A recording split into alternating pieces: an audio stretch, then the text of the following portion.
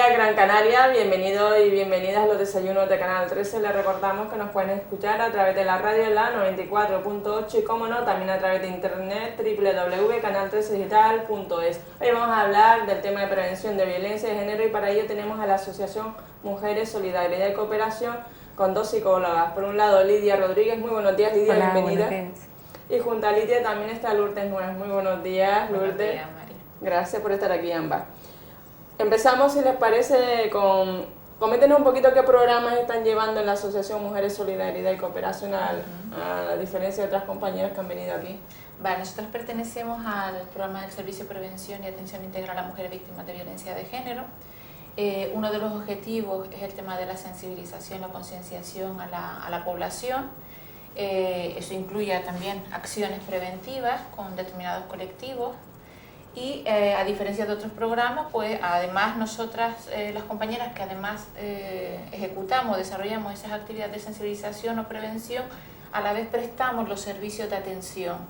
Todas las compañeras, el equipo interdisciplinar que componen el equipo, tanto la abogada, la trabajadora social, la psicóloga, todas colaboramos de alguna manera en función de los contenidos que se vayan a abordar, pues asumimos ese tipo de actividades. Y vamos a empezar entonces el programa. ¿Opinan que la sociedad actual está sensibilizada con respecto a la violencia de género? Bueno, yo creo que está un poquito más sensibilizada que antes. No voy a ser dramática ni decir que no es cierto, porque hay cierta sensibilidad y eso sí que es cierto que los medios de comunicación y las políticas en temas de violencia, en temas de igualdad, pues han ayudado a que todo esto se avance de alguna manera, las conciencias pues también avancen. Pero sí que es cierto que todavía se siguen manteniendo muchos estereotipos con respecto a la violencia de género, muchas confusiones, muchos errores, muchas ideas falsas de lo que es la violencia de género. Traía aquí algunas notitas sobre el pasado agosto. Hace precisamente casi un año, el 2 de agosto, precisamente salía publicada la encuesta sobre percepción social de la violencia de género que presentaba en su día Ley de Pajín por parte del Ministerio de Sanidad, Política Social e Igualdad, donde se recogen algunos datos interesantes, ¿no? Como por ejemplo que el 86,1% piensa que la violencia de género es un fenómeno que está bastante o muy extendido. Quiero decir, eso nos da una idea de que la gente es cada vez más consciente que esto es un problema de todos y de todas, es lo que un poco indica el dato. Para que se haga una idea, la muestra, los resultados están cogidos de una muestra de 2.000 personas, ¿vale? Para poder extrapolar luego eso a una población de 45 millones de habitantes. Sí. Por otro lado, la encuesta también lanzaba el dato de que un 91,2% de personas encuestadas decían que era totalmente inaceptable este tipo de violencia, ¿vale? Sin embargo, a la vez había un 1,4% que decía que era aceptable en algunas circunstancias. O sea que extrapolemos ese 1,4% de 2.000 personas a la población en general. Lo digo para que reflexionemos sobre el tema, porque estamos hablando de mucha gente que todavía sigue pensando que bajo alguna circunstancia pues un agresor puede agredir a una mujer en este caso, en este tipo de violencia, ¿vale? Otro dato de interés, el tema del origen, cuando querían hacer un poco hincapié sobre qué pensaban sobre el origen de la violencia, pues un 53% de las personas encuestadas pues opinaban que estaba relacionado con problemas psicológicos. Sin embargo, esto contrasta con el hecho de que luego solamente piensen que se debe invertir, un 3% piensa que se debe invertir en programas de rehabilitación. Es un poco contradictorio. Eso es lo que nos indica un poco, yo creo que es la confusión que existe en la población con respecto a este tema, que no se tiene muy claro cuál es el origen. Entonces, datos como esos, por ejemplo, que un 24% pues está por la labor de que se endurezcan las penas, o sea que también contrasta con el dato de 53% que dice que puede estar vinculado a patologías o problemas psicológicos. Quiero decir, también se contradice un poco, porque si de alguna manera el problema es más de una conducta individual del propio individuo, no tiene sentido castigarla si es una cuestión. De todas formas, comentar también que un 24% piensa que la solución también pasa por la cuestión educativa. Esto es muy importante, pues estamos hablando de prevención. O sea que un porcentaje bastante alto, ya entiende que la única solución para solventar este problema es la vía preventiva. O sea que eso sí que es importante, pero sigue siendo un porcentaje muy bajo para mi gusto, todavía que solamente un 24% piense que la solución está un poco encaminada o esté en manos de la educación. Entonces esto sigue transmitiendo un poco que la solución todavía no se ve como algo vinculado a cuestiones culturales, a cuestiones relacionadas con valores sociales, sino que está todavía vinculado a los individuos. O sea que a estas alturas todavía estar diciendo que cuando estamos cansadas un poco de escuchar en todos lados que es un problema estructural, provocado por la cultura que compartimos, no en nuestra sociedad, sino en todas las sociedades del mundo, donde existen situaciones de desigualdad. No hay ninguna sociedad totalmente igualitaria en estos términos, ¿vale? Incluso los países nórdicos, que son los que tienen políticas de igualdad muy avanzadas, pues el índice de muertes de mujeres es muy importante también, o sea que un dato contrasta el otro, ¿no? En ese sentido. Entonces yo pienso que todavía existen muchas dudas, sobre todo vinculadas al origen de la violencia. Lo siguen ubicando tanto en el agresor como en características individuales del agresor o incluso en la víctima, que no tengan esa valentía para romper, porque todavía se sigue... Porque cree que se lo merece, a lo mejor ese primer bofetón al principio. Puede pensar que se lo merecen, pero si no se lo mereciera, le reprochan su falta de reacción, por así decirlo, y su falta de iniciativa para salir de esa situación. ¿Vale? Sí. Quizá esto que estamos diciendo tiene mucho que ver con el desconocimiento. Hay un desconocimiento profundo a nivel social acerca de las causas y el origen de la violencia. Y entonces muchas personas continúan sintiendo vergüenza a hacer pública su situación porque hacen unas atribuciones quizá erróneas por el desconocimiento. Piensan que eso se debe a unos factores intrafamiliares, únicos, personales, que si se cuentan o si se hacen público, pues darán cuenta de una desestructura familiar que se ha estado, digamos, ocultando. Entonces ese tipo de atribuciones hacen que se bloquee el acceso a la información más cierta, más certera, que va a contribuir a finalizar el problema o por lo menos encaminarlo a encontrar una solución. Porque finalmente todos los miembros de una familia que están padeciendo violencia están sufriendo de una forma u otra según quienes están ejerciéndola directamente, y lo cierto es que todos en un lugar en donde se da violencia son víctimas de la misma y todos sufren. Y la juventud también, ¿no?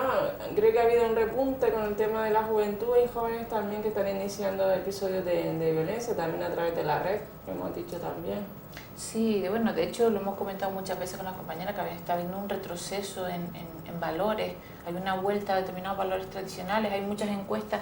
El año pasado salía una encuesta de juventud donde chicos jóvenes, creo que estaba centrada en centros de educación secundaria, el porcentaje de chicos jóvenes que opinaban que las mujeres tenían que estar relegadas al ámbito doméstico era muy alto, que es contradictorio. O sea que entre más avanzamos en derechos y más avanzamos en la lucha de igualdad de oportunidades, existe un retroceso. Pero bueno, yo creo que esto responde un poco también al propio sistema, a la defensa del propio sistema. El sistema luego el hecho de que se avance en derechos no quiere decir que esos derechos haya un reconocimiento a la hora de que sean efectivos en la realidad. Y con el tema de la crisis ha repuntado los casos de violencia, te digo porque son más las mujeres que vuelven, o sea, que dejan su trabajo por el tema de la crisis, la mujer vuelve al hogar, con lo cual si creen que ha aumentado también a consecuencia de esto, de la crisis económica. Aumentar no lo sé, pero el hecho de que, no lo sabremos, pueden existir más factores de riesgo y eso puede hacer que se intensifiquen las situaciones de violencia. Que sean el origen, no, porque ya hemos dicho que el origen está ubicado en otro lado, pero sí que puede hacer que las situaciones de violencia se intensifiquen, sí que puede hacer que las mujeres dilaten o retrasen su decisión de ruptura por una falta de medios económicos para hacer frente a la nueva vida. Sabemos que de alguna manera, si en época de opulencia las mujeres veíamos cómo habían grandes diferencias con respecto a los hombres, no solamente salariales, sino las condiciones laborales, pues obviamente en un momento de crisis todo eso se acentúa. Quiero decir, si las mujeres pues eran las que más tenían trabajos precarios, pues ahora son las que mayormente tienen trabajos más precarios, o trabajan más en una economía más sumergida, o bueno, obviamente hay una pérdida de derechos de toda la ciudadanía, pero en el caso de las mujeres se acentúa más, porque además esto que está sucediendo ahora, que lo hablamos ayer con Lidia, este semidesmantelamiento de la sociedad de bienestar, de alguna manera perjudica especialmente a las mujeres, porque eso significa que todos los servicios sociales que el Estado estaba asumiendo, pues obviamente están vinculados a los roles tradicionales que las mujeres venían asumiendo hasta que el Estado lo hizo propio. Entonces, si se desmantela todo ese servicio, toda esa estructura de servicios, realmente luego lo que está haciendo es devolviendo esas competencias a las mujeres de alguna manera. O sea que existe la posibilidad de que haya, de hecho lo estamos viviendo, un retroceso en los derechos de las mujeres, por así decirlo. Cuando quitan ayuda de dependencia, cuando cierran centros, cuando todo eso lo tiene que asumir la mujer de alguna manera, porque su rol está principalmente basado en el rol en la ética del cuidado, y todavía se sigue fomentando eso, aunque a las mujeres se les brinden más oportunidades que antes, las posibilidades de estudiar, las posibilidades de lanzarse profesionalmente, sigue todavía siendo mucho más importante y prioritario para las mujeres la familia, y lo va a priorizar ante cualquier otro ámbito de su vida. Pero inclusive también cuidar a la madre de su marido. Ah, si sí, por supuesto. Enferma, sí. No sé, en pleno siglo XXI. Sí, eso se da. Se da. Esa señora no tiene hijos e hijas, o sea, no tiene que ser su nuera quien tiene que estar con ella en el hospital cuidándola.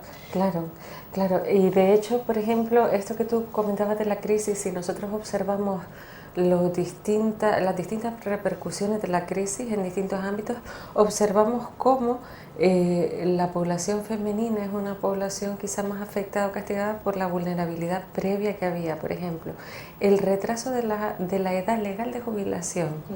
Vemos cómo esto lleva a un alargamiento del periodo de cómputo para calcular la pensión, que iría de unos 15 a 25 años.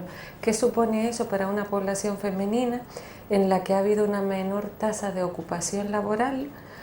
Porque ha habido también una desigualdad salarial y una diferencia entre hombres y mujeres para el acceso a trabajos con cotización a la seguridad social y demás.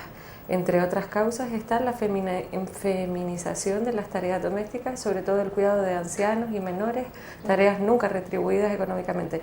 ¿Qué ocurre con una mujer que ha accedido al mercado laboral por periodos concretos en su vida?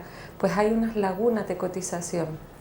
Esas lagunas de cotización unidas a que se ha alargado el cómputo de años para el acceso a la jubilación, hace que las mujeres lleguen a la tercera edad en una situación de precariedad.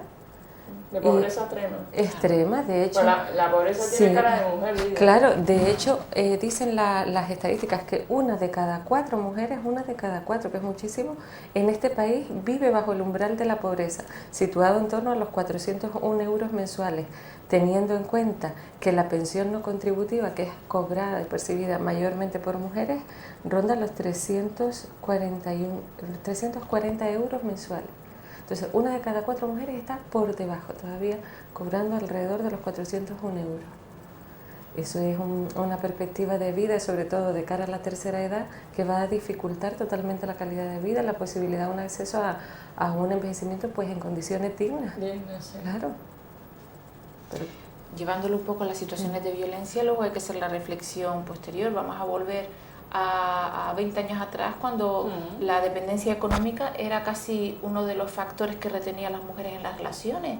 Obviamente cuando las condiciones, ya la dependencia económica empezaba a ser un factor más que no el prioritario, pero vinculado ya a las características particulares de cada caso, ¿no? Pero sí que es cierto que cada vez más las mujeres pues trabajaban o sí que ya sea en la economía sumergida o el trabajo retribuido, pero tenía cierta autonomía. Yo creo que se está volviendo ahora de la visibilidad a la invisibilidad. Totalmente. La mujer vuelve otra vez a su casa, al hogar, donde es su puesto, donde debería estar, bueno, según los sectores más según tradicionales y conservadores, donde la mujer debería estar siempre y no salir ahí, bueno, en el caso con la pata quebrada, ¿no? Sí, es una trampa del sistema de volver un poco a veces cuando veo este tipo de cosas digo, no sé si es que a lo mejor esto es una estrategia para que los empleos disponibles queden exclusivamente para los varones y no tengan la competencia femenina. Se ha dicho que el desempleo es debido a que las mujeres están ocupando puestos que podían ocupar hombres. Efectivamente, y eso está en la mentalidad de muchas personas también, o sea que cuando hablamos de la sensibilidad, tenemos que también hablar de la sensibilidad con respecto a la igualdad de oportunidades, porque están vinculadas una con la otra. Si no se entienden cuáles son las circunstancias diferenciadas de la mujer en nuestra sociedad, no se va a entender tampoco por qué una mujer no reacciona a una situación de violencia. Una mujer con poca autonomía, una mujer que se siente dependiente del mantenedor, del hombre mantenedor, obviamente le va a costar muchísimo más tomar la decisión porque lo que está claro, Lourdes, es que el tema de violencia de género afecta a cualquier persona en cualquier nivel sociocultural. Hemos visto, también conocemos un episodio aquí en la zona de Gran Canaria en la que él ya lo han ingresado en prisión por la orden de alejamiento. Sí. Normalmente a lo mejor las mujeres que tienen más ingresos económicos y demás, pues a lo mejor tienen más posibilidad de ocultar esa situación de cara a la sociedad, de cara a su entorno, porque su entorno obviamente viven de su imagen también, o sea, pero yo creo que hay que valorar cuando las mujeres se atreven a denunciar públicamente esas situaciones, porque son un ejemplo y rompen moldes y rompen estereotipos, y eso es importante. ¿Qué papel juegan los niños, los hijos, esa parte invisible de esa víctima? También son víctimas, ¿no? Claro, los niños son víctimas directas también. Anteriormente se había hablado de testigos y víctimas, ahora mismo entendemos que son víctimas igualmente. Los niños es un sector castigado, un sector desgraciadamente olvidado, que ha comenzado a trabajarse un poco a posteriori de todas las regulaciones legales, a pesar de que la ley integral en 2004 ya preveía el tratamiento a los menores, pues se ha considerado más tarde debido a eso, a la escasez de recursos, a la falta de planificación y quizá detrás de todo esto a una toma de conciencia lenta, retardada acerca de los daños de la violencia. Pero bueno, se está trabajando, se está intentando llevar adelante un trabajo, intentando sistematizarlo con los menores, porque realmente es la esperanza y es la apuesta de futuro para que todo esto esta cadena se rompa, no se perpetúe, porque los menores testigos son los menores que pueden pasar también a su vez el testigo a las siguientes generaciones, y es un trabajo interesante, es un trabajo que ha de contar con el compromiso de la sociedad completa. Les quería también preguntar, Lidia y Lourdes, ¿cómo es importante el trabajo preventivo? ¿Cuál es la importancia del trabajo preventivo con respecto a la violencia de género? Bueno, fundamental, ya no solo por lo que estaba comentando Lidia, de intervenir directamente con las víctimas, que son los menores y las menores de los casos de violencia, porque al intervenir con ellos se está haciendo prevención, se está rompiendo la cadena de violencia en ese sentido. Pero ya el trabajo preventivo, por ejemplo, nosotros lo que hacemos sobre todo es vincularlo más a los menores de edad, por así decirlo, o incluso a los grupos de mujeres. Obviamente difiere un poco el trabajo que se hace con unos y con otras, pero es cierto que es la única vía que de alguna manera nos va a facilitar que esta lacra social, pues de alguna manera tenga posibilidades de que vaya resolviéndose. Sin ese trabajo de prevención estaremos parcheando una situación y poniendo tiritas, simplemente con lo importante que es, ojo, porque yo creo que tampoco hay que empezar, que es más importante si la prevención o la atención, obviamente ambos servicios son indispensables, hay que recurrir y hay que cubrir lo urgente, que es lo que estamos hablando ahora, que es de las víctimas, pero sin embargo, si solamente nos dedicamos a la atención y descuidamos la prevención, lo que estamos haciendo es eternizando esa atención, sin posibilidad de que pueda decrecer, sin posibilidad de que pueda haber un futuro diferente para las nuevas generaciones. Porque de hecho estamos viendo que que realmente no se está haciendo el trabajo de prevención, tampoco es que esté teniendo muchos frutos porque no se está invirtiendo mucho en ello. Si no se invierte mucho en el tema de los menores, cuando requiere una intervención para cubrir o para reparar un daño que es indispensable, no hay mucha inversión en ese sentido, mucho menos lo hay también para hacer una prevención, un trabajo de prevención real. Si no estaremos parcheando un poquito, haciendo actividades por aquí, por allá, pero la prevención exige de un compromiso estable y exige continuidad y exige que de alguna forma se pongan en funcionamiento un sistema de acciones y de medidas para que se consoliden esos nuevos valores. Si no, no sirve de nada una charla, un tallercito o 4 tallercitos. Eso sí está muy bien porque hace cuestionar determinadas cosas. Yo creo que llega de alguna manera a algunas personas más que a otras, pero sí que es cierto que si realmente queremos hacer un trabajo de modificar actitudes y conductas, tiene que ser algo más continuado y más estable. ¿Está siendo eficaz este trabajo en la actualidad entonces? Yo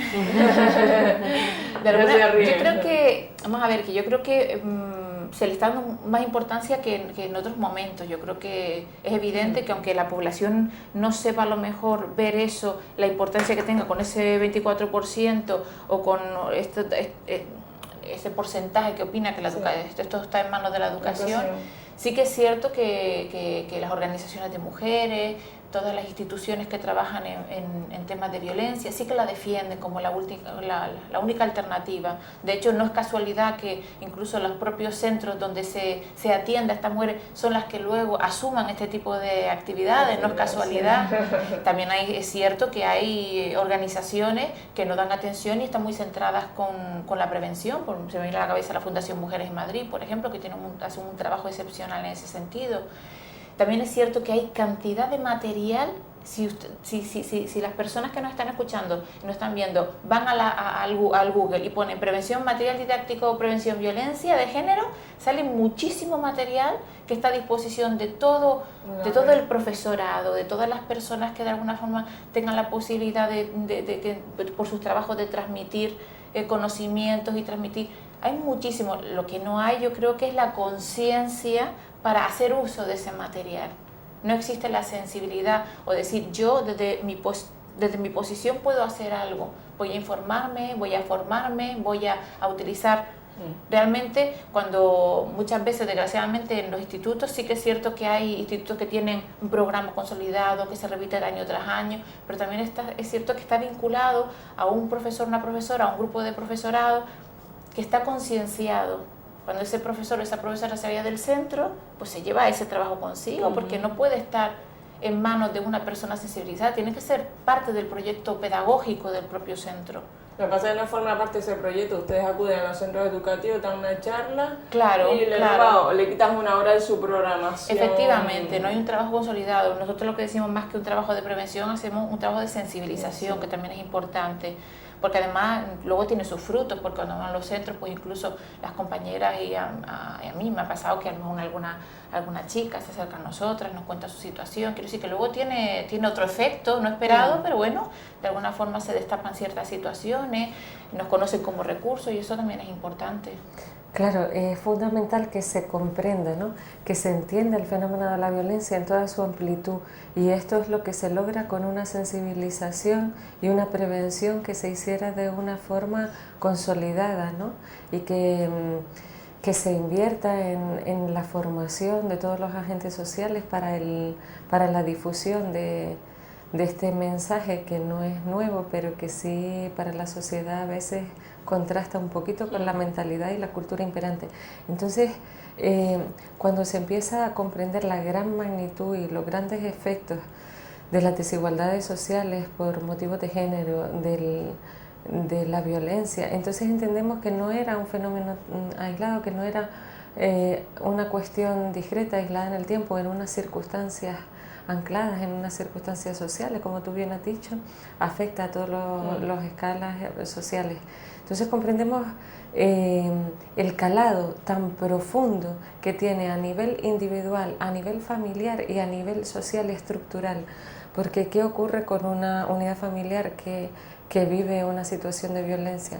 Pues que pierde su posibilidad de funcionar como una estructura protectora para todos los miembros, se pierde. Y una familia que no tiene posibilidad de actuar como estructura protectora para sus miembros, pues caen en una situación de desesperanza, de cierto desamparo social, de una incapacidad de reaccionar con resiliencia ante situaciones difíciles en la vida.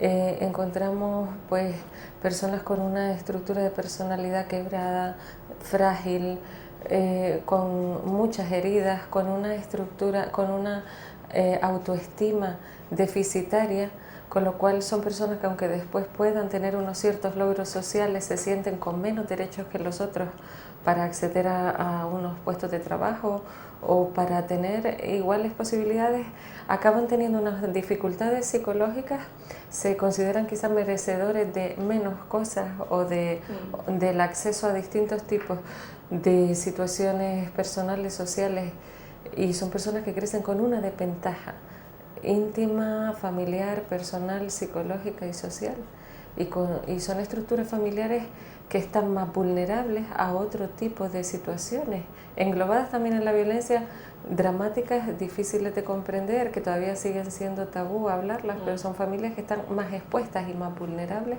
a todo tipo de situaciones de violencia y abuso, porque han perdido su capacidad de ser estructuras protectoras para sus miembros. Y todo esto en la sociedad redunda en un perjuicio global para todos, ya no solo para esas unidades, sino se extiende. Entonces, claro, si empezamos a ver el fenómeno así como de menos a más, comprendemos que es esencial invertir en esto, es esencial dedicarse a la prevención y es esencial hacerlo de una forma sólida, consolidada, profesional y hacerlo bueno, en todas las condiciones que la situación requiere. ¿Las campañas centradas en la situación de violencia de género son eficaces entonces, Lidia? Lourdes, Lidia. Bueno, las campañas son necesarias porque yo creo que ha sido una vía de difundir esta problemática, de hacer llegar mensajes concretos a la población. Yo me acuerdo del anuncio, Lourdes, Lidia, que se ve que están agrediendo a una mujer y el vecino sube la televisión para no oír pues los gritos de la señora, de la vecina. Si recordamos un poco, vemos cómo el acento de las campañas va cambiando a lo largo de los años también, ¿no? Hay campañas centradas en la denuncia, hay campañas centradas en las mujeres, campañas centradas incluso en los niños y en las niñas cómo lo viven, campañas centradas en provocar el cuestionamiento de la vecindad, la tolerancia hacia los agresores. Va cambiando, pero sí que es cierto, y muchas veces lo hemos comentado, que a veces la imagen de los carteles pues siempre aparece como la mujer que está en una situación extrema donde se visibiliza la violencia física, y realmente eso es lo que llega, ese mensaje es el que llega. ¿La psicológica? La psicológica muchas veces no aparece. Ya la última campaña, por ejemplo, del año pasado, que se llamaba No te saltes las señales, elige vivir, por ejemplo, que hay gente que se pensaba que era un anuncio de tráfico también, que crea un poquito de confusión. Ahí sí que es cierto que a lo mejor desviaba un poco la atención de lo que era la violencia física, pero era una situación extrema donde la mujer es como que huía o algo así, que tampoco era como lo habitual, y entonces es muy complicado que incluso las propias mujeres se identifiquen con esa mujer.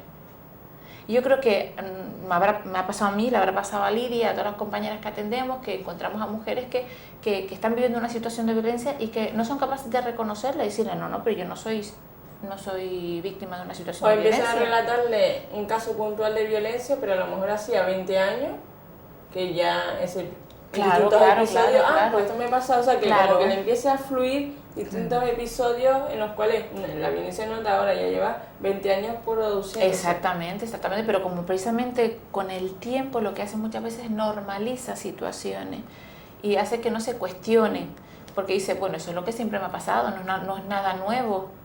Él es así, yo lo conocí así, con ese carácter. Quiero decir que ellas luego también tienen que buscar estrategias para justificarse el haber permanecido. Es que es algo totalmente, una respuesta psicológica totalmente adaptativa, de alguna manera, es como autoprotegerse.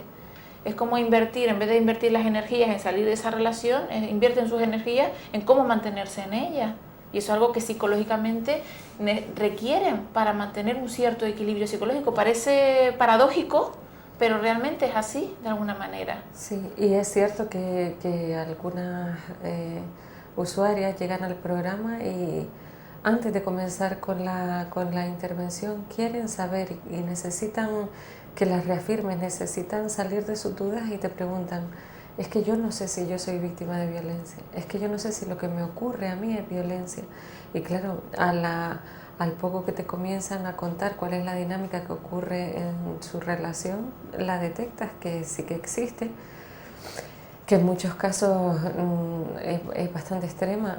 Sin embargo, ellas han perdido la capacidad de distinguirla porque viven en esa atmósfera, no tienen mucha posibilidad de contraste porque han sido aisladas socialmente y no tienen posibilidad de contrastar su realidad con otras, con lo cual llegan a dudar. El agresor también ha puesto en marcha todos sus mecanismos psicológicos para hacerla dudar y creer que lo que ocurre... Para aislarla también de sus amigas. Claro, y creer ellas que lo que está ocurriendo pues es normal, que quizá no sea violencia y que quizá ellas sean responsables de esto que están viviendo. Con respecto a eso, déjame comentar que es importante tener formación como profesional, tener formación para poder ayudar a la mujer, ¿no? Y si no se cuenta con los conocimientos, tener la ética profesional, decir, esto no es mi campo, esta no es mi especialidad, y poder derivar el caso, como hacemos nosotras cuando no es un caso que nosotras, obviamente no es nuestra especialidad, porque tenemos casos a lo mejor en que estoy recordando un caso de una usuaria nuestra que llega a nosotras porque el marido y sus hijos, cuando ella decide que se quiere separar, dice que se ha vuelto loca, que la llevaron a un psiquiatra y es que le diagnosticaron algo. Es que le hicieron un diagnóstico.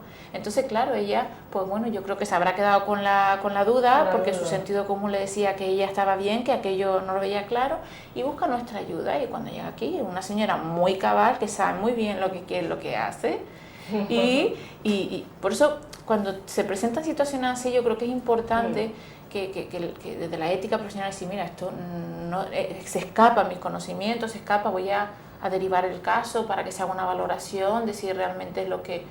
Pero te digo por eso, porque es que nos chocó, porque es que a mí especialmente me impactó, porque es que había un diagnóstico. Entonces, claro, pues este tipo de cosas pues pueden confundir más a las señoras y pueden retenerlas en las relaciones de violencia porque le está dando la razón al agresor. Al agresor en este caso. También está ahí el papel del resto de los agentes sociales, ¿no? Por ejemplo, sí que nosotras hemos tenido la oportunidad de hablar con algunos médicos o médicas del Servicio Canario de Salud, como ellos observan que muchos de sus pacientes, médicos de familia y médicas de familia, sus pacientes femeninas vienen aquejadas de ciertas dolencias físicas y psicológicas y cómo al cabo del tiempo acaban averiguando o intuyendo y al final constatando que había una situación de violencia instaurada en su familia, en su relación hacía años. Entonces sí es cierto que se produce un deterioro físico y psicológico como consecuencia y como secuela de toda esta violencia que se ha padecido, se ha sufrido en silencio durante tantos años. Y es totalmente comprensible porque han tenido más dificultades para acceder a una calidad de vida en todos los aspectos. Y el deterioro responde a esa avalancha, a esa continuidad de las violencias. Entonces a veces hay que preguntarnos y ya comienza a ser una práctica habitual cuando observamos que una mujer llega y habla de dolencias físicas, habla de dolor en sus huesos, dolor en sus músculos y hay que empezar a leer entre líneas. Una persona que padece insomnio hace muchísimos años o ataques de ansiedad y hay que comenzar a leer entre líneas o por lo menos a vislumbrar una hipótesis que ya después veremos si se confirma o no. Y andar al paso de nuestras usuarias y andar con mucho respeto y contento, pero manteniendo esa perspectiva de fondo y esa posibilidad que puede estar ahí. También les quería preguntar, Lidia y Lourdes, el tema de que si tiene un efecto preventivo la forma en que los medios de comunicación abordan el tema de violencia de género, porque a veces dicen, pues la señora murió tras 20 puñaladas, que el agresor tal, y resultó que el agresor era un señor muy amable, que cuidaba a sus gatos, etcétera, etcétera, ¿sabes? Como, no sé. Humaniza la figura del agresor. Humaniza la persona del agresor y después finalmente dice, y la víctima no había presentado denuncia contra ese señor, ni tenía ningún tipo de orden de alejamiento, etc, etc, etc. Bueno, yo creo que a los medios le debemos mucho. Lo que los medios es una moneda de doble cara, claro. Yo creo que, de hecho, en alguna ocasión lo he dicho aquí, que los medios fueron los que realmente hicieron actualidad este tema, con la muerte de Ana Orantes en el año 97, aquella señora que aparecía en la televisión andaluza. Y se hicieron eco de eso y hicieron este tema o el tema estrella, y es cuando empieza a haber una respuesta social y se genera el debate social posteriormente a raíz de ese llamamiento desde los medios. Sí que es cierto que muchos medios, a pesar de que han seguido las indicaciones de las asesoras y las expertas en el tema, por ejemplo, Pilar López Díez, por ejemplo, que es una mujer con bastante reconocimiento en este tema, ella propone un decálogo donde se evite las cuestiones morbosas, donde se ofrezca números de información. ¿No? Exacto, porque realmente estamos hablando de un delito. Yo no he visto ningún otro tratamiento de otra noticia donde se habla de un delito cuando se va, por ejemplo, no sé, un ladrón ha matado, ha asesinado a la persona a la que iba a robar. No van a preguntarle a los vecinos del ladrón qué tipo de persona era, por ejemplo. Ese tipo de cuestiones, y es verdad que no se sabe, es supuesto asesino, como los agresores también son supuestos, ¿vale? Pero en ningún caso, en ningún otro tipo de delito, se humaniza tanto la figura del supuesto delincuente en este caso. Entonces, todo eso no ayuda a avanzar en ese sentido, porque lo que está haciendo es generando más dudas y volviendo, individualizando otra vez estas respuestas. Pues tendrá problemas ese señor, fue una reacción, porque un señor maravilloso, un vecino estupendo, quiero decir, además... Estás afianzando entonces... Obviamente se consolidan los mitos, las falsas creencias con respecto a eso, donde hay una tendencia a justificar al agresor y a culpabilizar a la víctima. Y luego a lo mejor aparece como que o ella era inmigrante, o ella tenía nueva pareja, o ella... A veces hay una coletilla que te dice, es que claro, eso pudo provocar en él algún tipo de reacción, o es que no sé, o ella tenía la custodia de los hijos o de las hijas. Eso como que después dice, claro, es que algo que a lo mejor se puede malinterpretar, que a lo mejor no es la idea de que se utilice. Pero el espectador se queda con eso mismo. Efectivamente. Claro, por no haber una mirada crítica claro. sobre esa presentación de la noticia, sobre qué nos quieren hacer llegar de lo que ha ocurrido.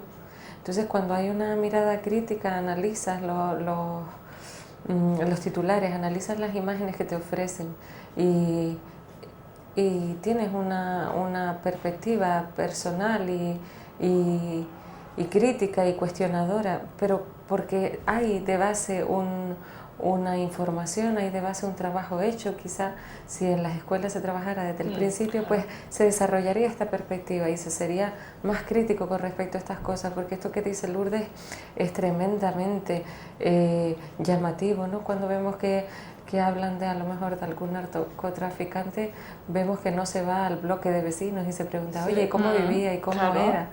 ¿No? ¿Y por qué pasa esto? ¿Y qué quieren hacernos llegar con esto? Ocurre que la cultura sigue negando este tipo de cosas, sigue queriendo negar, mirar hacia otro lado para evitar aceptar, asumir y tomar las responsabilidades y el partido que hay que tomar para que esto cese. Una pequeña anotación, el estudio que antes comentaba, el 88% de la población encuestada, los conocimientos que tenía en materia de violencia de género son los que tienen a través de los medios de comunicación. Esto es muy importante por lo que estamos diciendo, o sea que ellos se nutren de información y de conocimiento a través de los medios. Si los medios no ofrecen una realidad certera o ofrecen una realidad distorsionada, pues esa es la idea que transmiten y esa es la idea que queda en la ciudadanía luego. Que queda en la retina. Claro, efectivamente. O sea que un porcentaje muy, muy elevado. Bien, también ¿con qué colectivo se trabaja de forma preventiva desde la organización? Pues la verdad que abordamos de forma preventiva lo que antes comentábamos, nos centramos más en el tema de los menores y las menores y en el trabajo con mujeres. ¿Pero que con los menores trabajan con las madres también? No, ¿O los menores aparte? Aparte, cuando por ejemplo, un centro educativo nos llama, pues sí que abordamos, que a lo mejor es una única sesión, pero sí que es cierto que no entramos tanto a hablar de cuestiones de sensibilización, sino a cuestionar valores.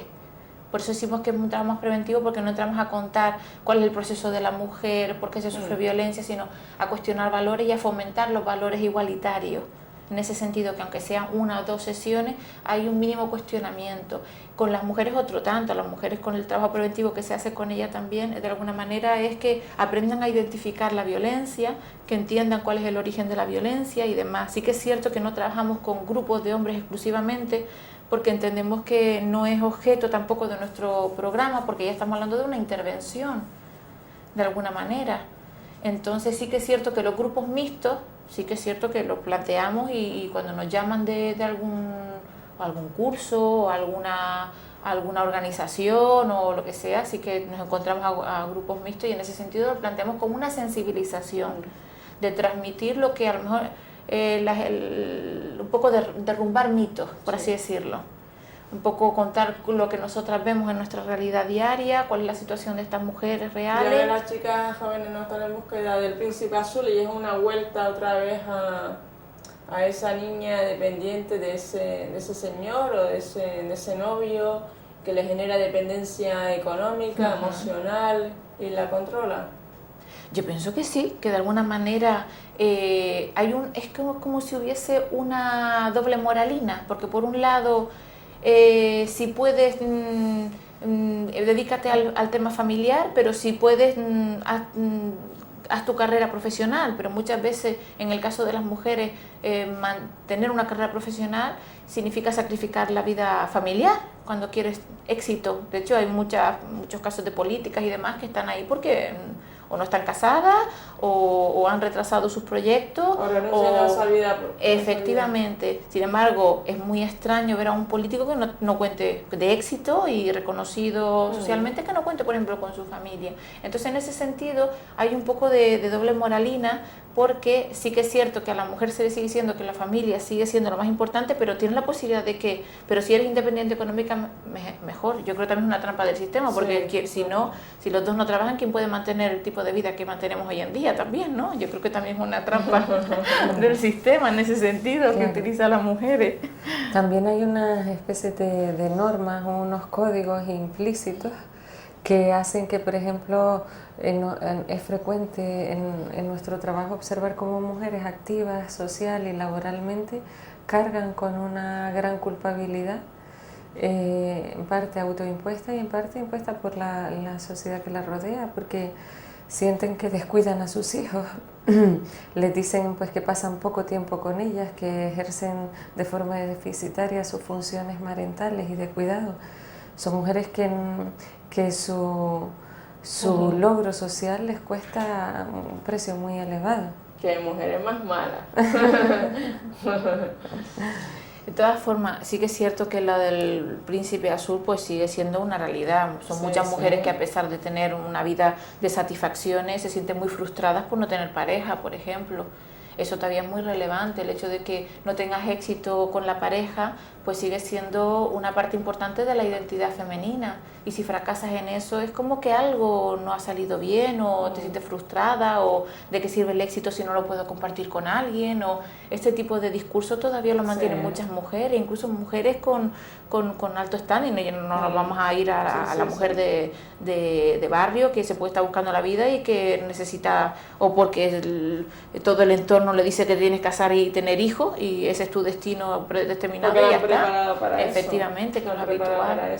En ese sentido, si hay alguna chica joven que nos está escuchando, hay una guía que elaboré yo para la Comisión de Investigación de Malos Tratos a Mujeres en Madrid, que se llama No te líes con chicos malos, que está muy bien porque habla un poco de todos los temas que preocupan a las chicas, de lo que se fijan en un chico, qué es lo que a detectar esas primeras señales de violencia en una relación, y que puede ser por ejemplo, una primera señal de violencia sería a lo mejor el que el chico no le guste que se pinte, por ejemplo, o tal que se ponga minifalda, que salga con sus amistades, que incluso Que critica no a se sus lo diga a él, amigas. o sea, que salga con su amistad y realmente no le diga, voy a salir con fulanita, si voy a estar en tal sitio a tal hora.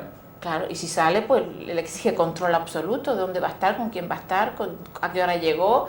O sea, que exige, cuando eso se da, pues exige otra cosa de alguna manera. Pero sí que es cierto que las chicas de hoy en día están metidas en relaciones de violencia cada vez más. Con Porque perciben relaciones, esa señal como enamoramiento. claro, preocupación por la otra parte, es como el Porque la discurso de los quiere, celos. porque él la Claro, quiere. claro, los celos no son interpretados como un sentimiento de posesión, sino como un sentimiento de amor, como una muestra de amor.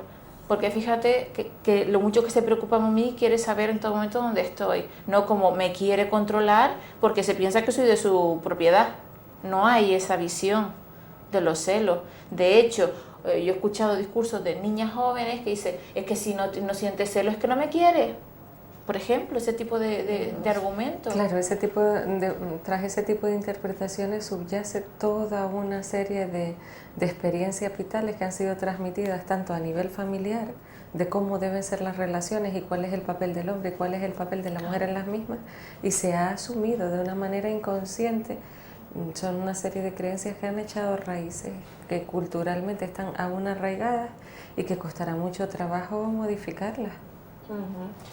El mal que nos han hecho las películas de Hollywood a las mujeres, sí, de los culebrones que hay por ahí también, o sea, que hay en la actualidad de que el hombre salta de mata en mata, por no decir otra cosa, y realmente la pobrecilla está ahí esperando que llegue su príncipe azul, que no va a llegar, por supuesto. Esa es la idea que se vende en muchas películas y en muchas telenovelas que gustan tanto precisamente a la población femenina, porque es la que mayoritariamente ve ese tipo Claro, porque de programa. Lo que se percibe es eso, la imagen de la mujer frágil, débil, pobrecita. Que hay que salvarla, que no tiene medios, ni herramientas, ni recursos personales para salir sola de su situación, sino que requieren de un hombre. Todo eso es lo que hay de trasfondo, bueno, viene también. Y si el hombre ilustrado. tiene fuerza física y musculitos y todo también, a través de la red también se ve todo ese tipo de cosas. Sí.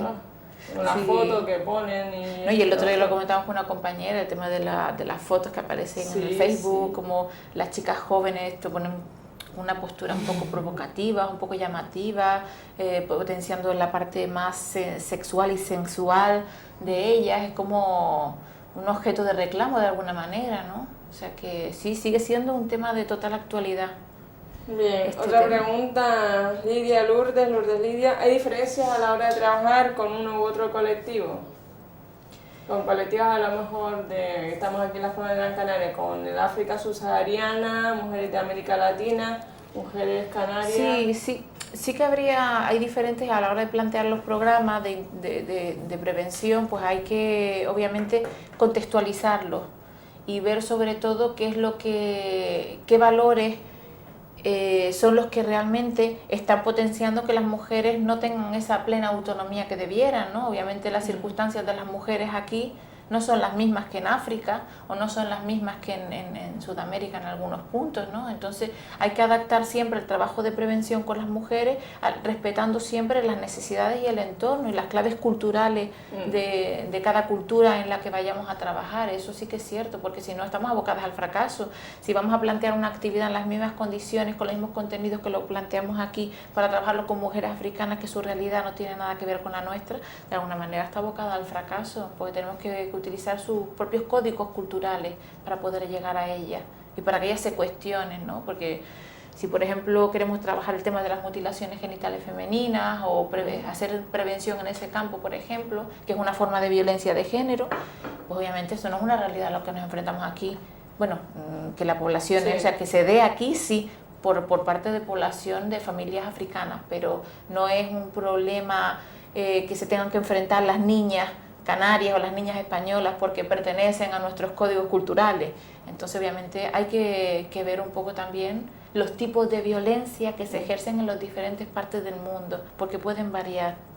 Claro, y cuán consensuadas y normalizadas se hallen las distintas formas de violencia que se estén ejerciendo, porque eso nos va a dar un indicador de la resistencia a aceptar los contenidos que nosotros impartimos, ¿no? Y entonces, pues bueno, pues hará un poco más difícil, o habrá que tratar esos mismos contenidos con otras estrategias, aunque la población a lo mejor sea pues una población de nuestra cultura o de nuestra sociedad o nacionalidad, pues también dependiendo de cuán conceptuadas se hallan en su grupo social esas prácticas de violencia, pues habrá que utilizar unas estrategias u otras para llegar a un poco a cuestionar esa creencia o a cuestionar esa práctica y que se lleve a un momento, a un punto crítico, la creencia que lo sustenta.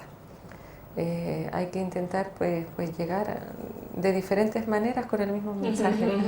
¿Cuáles son las resistencias más frecuentes en el cambio de mentalidad colectiva?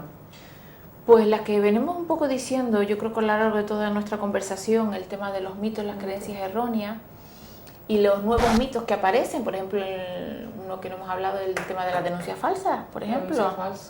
El tema de las denuncias falsas que ha aparecido ahora como que incluso se ha vinculado a aquellas mujeres que retiran, que no están dispuestas a continuar con la tramitación de la denuncia por el arrepentimiento, por los motivos que sea, pero eso no está vinculado ni quiere decir que estén vinculados, que sean denuncias falsas que luego se arrepiente de haberlas puesto, no tiene nada que ver.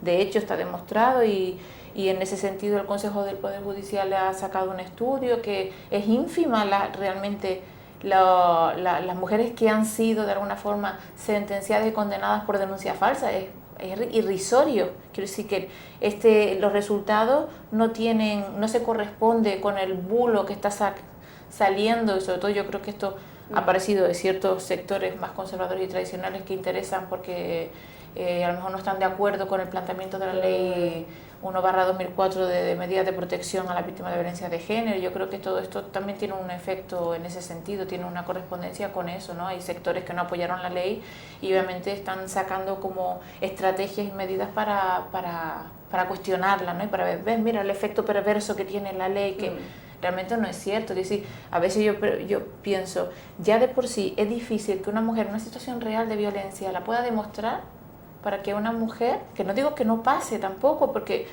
a ver, no se trata de decir que eso no pasa, pero pasa en muy contadas ocasiones, es casi anecdótico, y obviamente no se puede cuestionar una ley que puede estar ayudando a miles y miles de víctimas, porque una señora malutiliza esa ley, porque, vamos a ver, es como si las únicas personas que malutilizaran la ley o se aprovecharan de ella, hay muchas personas que dicen que la han robado para cobrar el seguro, quiero decir que es la trampa y ese tipo de estrategias son utilizadas por muchas personas en otro tipo de delitos, ¿no? Sin embargo, aquí es como que pone en cuestión toda una ley que está ayudando a tantas mujeres, ¿no? Y que da un contexto y un sentido a todo nuestro trabajo de alguna manera. Y que digamos que aunque ha habido un avance en las herramientas legales que hoy se hallan a disposición de las mujeres víctimas, deben perfeccionarse porque sí que resultan en algunos casos disuasorias, pero como hemos visto también no en todos los casos, con lo cual hay que seguir trabajando por desarrollar de forma más efectiva estas herramientas legales, y que con respecto a la dimensión de la problemática, estos casos no son relevantes ni significativos, aunque sí se tomen como argumentos por esos sectores a quienes interesa no cuestionar el orden establecido. Y nos preguntamos, ¿a quién interesa el mantenimiento de este tipo de creencias? Pues posiblemente a un sistema político y social de clase que se alía con el de las diferencias de género, porque esto genera una serie de ventajas sociales, personales, económicas y de diversa índole en contra de los sectores más vulnerables, que son las víctimas, las mujeres, los menores de estas situaciones, que no generan generalmente ni riqueza ni poder y por lo tanto continúan siendo invisibles sus necesidades, y esto pues hay que seguir en la lucha, hay que seguir desarrollando herramientas legales. ¿Cuáles son los aspectos fundamentales que se abordan en el trabajo preventivo? Con respecto a las mujeres, pues también muchos lo hemos mencionado, el tema de las ideas del amor romántico, el tema de las relaciones sanas, porque parece mentira, pero es que realmente a nadie se nos educa en qué consiste una relación sana cuáles son las diferencias de una relación violenta a una relación sana, porque una relación violenta puede tener momentos bonitos también, y eso es lo que confunde a muchas mujeres. Claro, nadie maltrata las 24 horas. Efectivamente, ni todos los días. Claro, es cíclico el fenómeno. Claro. Es cíclico y nadie te enseña dónde debe estar el límite, cómo reaccionar y cuándo. Y tampoco hay un perfil del maltratador, claro. O sea, ¿cómo identificas al maltratador? Este sí, este no. Por sus actos. Sí, pero lo que te quiero decir, cuando estás en una relación de pareja, tú no vas a pensar que este señor a la larga va a ser un maltratador. No. Si acabo, no, porque de hecho... Si me caso con esa persona. De hecho, vamos a ver, yo creo que si estuviéramos informadas, hay muchas mujeres que realmente detectarían las primeras señales durante el noviazgo. Eso es evidente. Lo que comentabas antes con los adolescentes. Por ejemplo. Eso ya es exacto. Si existen unos mínimos controles sobre el cuerpo de esa persona, cuando hay una convivencia, ese control se extiende a la vida de la persona en todos sus ámbitos. Entonces sí que es cierto que se normalizan muchas pautas de esas, como que las chicas entre ellas hablan y dicen, pues mi novio me hace lo mismo, o sea que se normaliza y como todas tienen la misma experiencia, pues se trivializa y no se cuestiona de alguna manera. Ven algo normal. Algo claro, efectivamente, algo que bueno, que nos pasa a todas, o es que es algo que tan así que a no ser que venga alguien de fuera y tenga otro tipo de experiencia que haga cuestionar, pero realmente... Claro, eso es la rara, eso sería la rara, por ejemplo, si exacto. Lo que lo va a hacer es la rara. O la revolucionaria, o la, no sé, la que realmente es la inadaptada de alguna manera, que no le pasa lo mismo que nos pasa a nosotras, pues, de alguna manera, ¿no? Pero sí que es cierto que sigue pasando con el tema de este tipo de situaciones, que no se nos esclarezca bien que es una relación sana. Y una relación sana nunca puede estar vinculada a ningún acto violento, porque muchas veces sí que es cierto que se mezcla el amor y la violencia, y parece ser que no puede existir amor sin cierto grado de violencia, o sea que quien bien te quiere te hará sufrir, que si después hay muchas manifestaciones en nuestro refranero, en nuestras culturas, son cosas que realmente luego llegan. Si no te montas en una montaña rusa es que no merece la pena vivirlo, o es que si no me hace sufrir un poco es que realmente no me da vidilla. Quiero decir que es cierto que muchas mujeres funcionan así, pero no funcionan porque nos dictaminan desde fuera cómo tenemos que vivir la experiencia del amor. El amor es algo construido socialmente. Entonces se nos dice incluso cómo tenemos que sentirnos. Tenemos que sentir mariposas en la tripa. O sea, que si no siente mariposa en la tripa, que no está enamorada. Que sí, todas tenemos como que sentir exactamente lo mismo, se nos induce totalmente nuestros sentimientos, entonces es muy difícil volcar y cuestionar todo eso, porque lo recibes de todos lados, desde las películas, desde tu entorno, desde tus iguales. Entonces es muy complicado. Y borrar todo eso y empezar con una página. Claro. Cuando, por ejemplo, con los grupos de chicas jóvenes empezamos a decir que si una pareja si no tiene que ser celosa, pues eso no me quiere, porque ellas tienen una relación muy fuerte entre el amor y la violencia, y está entremezclado y no saben dónde están los límites. Claro, y se confunde la complementariedad o las relaciones de mutualidad con las relaciones en las que cabe la diferencia de poder y el sometimiento, ¿no? Y se viven relaciones desde la pseudo-mutualidad hasta las relaciones más extremas de violencia y desequilibrio de poder, pero precisamente porque no se llega a establecer un vínculo desde la igualdad, desde el compromiso y desde la complementariedad aceptada y el respeto mutuo. Y ya para terminar, los aspectos que se trabajan en los procesos de recuperación de las mujeres que se encuentran o se han encontrado situaciones de violencia de género son diferentes de los aspectos que se trabajan desde la prevención. Hay un componente que sí que es cierto que es reeducativo, aparte de la reparación del daño, del trauma y demás, hay un componente que es reeducativo, en el sentido de que tú ayudas a que ella analice, le ofreces estrategias y herramientas para que analice la relación que ha tenido y de la que ha salido, sobre todo para que ella se cuestione cuáles han sido los valores que ella ha tenido en cuenta, no solamente para seleccionar a esa pareja y para admitirla en su vida, porque además hay muchas probabilidades que si este aspecto no se trabaja, los patrones de selección de pareja se vuelven a repetir. Y de hecho tenemos usuarias que a lo mejor han estado en diferentes momentos de su vida en nuestra organización por diferentes parejas. Quiero decir, porque existe realmente un patrón. Eso no significa obviamente que si tú lo cuestionas, porque si tú sales de esa relación es que lo estás poniendo en cuestión, obviamente, pero sí que es cierto que muchas veces lo pones en cuestión por una decisión incluso que no ha sido tuya, ya sea porque él haya decidido romper la relación, o porque la situación se vuelve insostenible, o porque ya no te pasa dinero, o porque a veces está vinculada con otras cuestiones que no tienen que ver con una decisión real de que me voy porque me hace daño. No existe esa toma de conciencia tan profunda, ¿no? Eso a lo mejor es parte de la intervención y del proceso de recuperación. Por eso decimos que hay una parte reeducativa, porque la modificación de las creencias, de las actitudes y de la conducta viene también vinculada a ese trabajo de cuestionamiento de esos valores. En ese sentido sí que hay muchas cuestiones que se repiten. Claro, desde el momento en que una mujer a la hora de plantearse su ruptura empieza a albergar miedos, a temer represalias, es que de una forma más o menos explícita ha vivido la coacción y algún tipo de amenaza para no salir de la misma. Aunque no lo haya registrado de una forma a lo mejor consciente, pero ella en su ser, en su cuerpo, en su consciente sabe que existe ese peligro y esa amenaza y ese temor a salir de la relación y posibles represalias. Ya para finalizar, recuerden dónde está situada la Asociación Mujeres Solidaridad y Cooperación para que cualquier radioyente, televidente o internauta pues acuda a decir que la información es gratuita. Sí, totalmente. Y recuerden la dirección. Nos pueden localizar en 928 23 30 39, funcionamos con cita previa, pero llamándonos, le podemos dar cita y le ofreceremos los servicios que están. 928 23 30 39. Exacto. Estamos en la zona de Alcarabanera, que ya a las personas interesadas ya les facilitaremos la que concreten la cita a la zona y estaremos esperando encantadas la llamada. Muy bien, pues muchísimas gracias, Lourdes Núñez.